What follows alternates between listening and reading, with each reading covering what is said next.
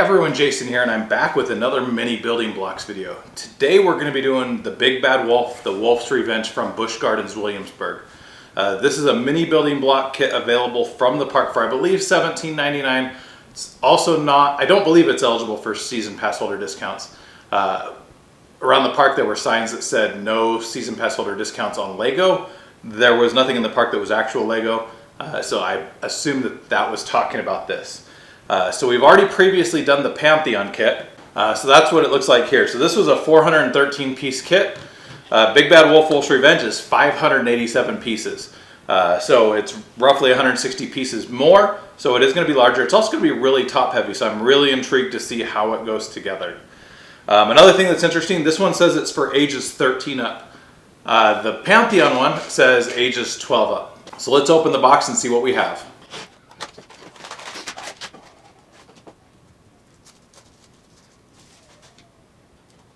So in the box we have the double-sided sheet of instructions, a little card that tells you who to reach out to for customer support, a few stickers. We just have 4 eyes here, which it looks like we'll probably only use 2 of them, so there's 2 extras, and then we have 2 bags of parts.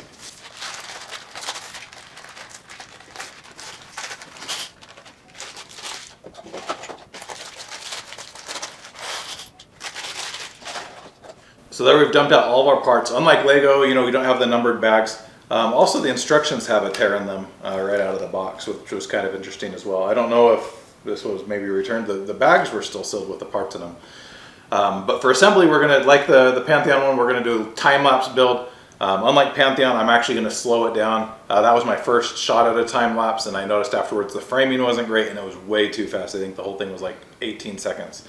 And so we're going to slow it way down.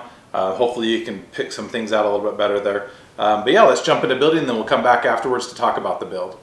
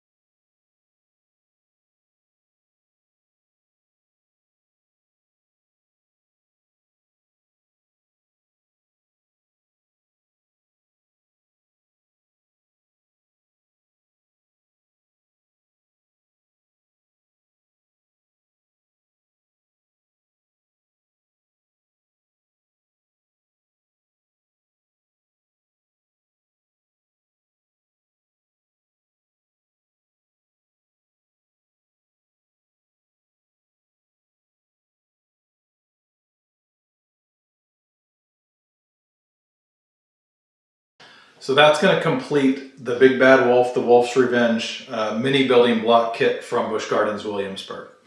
So hopefully the time lapse gave you a little bit of insight into what goes into building these kits. So building this one, I could easily see why this one is 13 and up while Pantheon was 12 and up.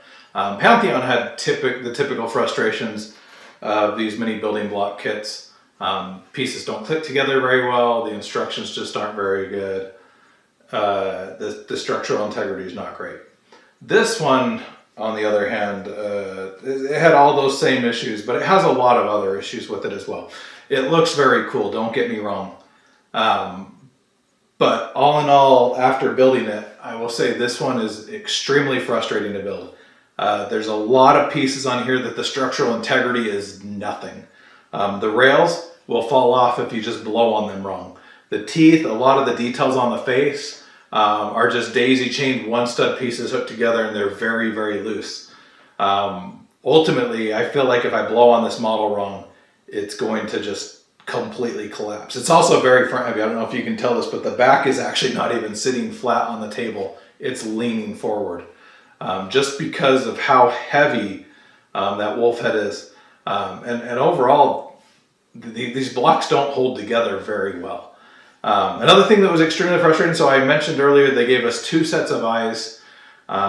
These stickers are the worst stickers I've ever used. So when I peeled off one of the eyes, it's right here. The paper backing just came off with it as well. I don't know what these are made out of. When I finally got some of the stickers separated, the material is very thin and flimsy. It just does not feel good.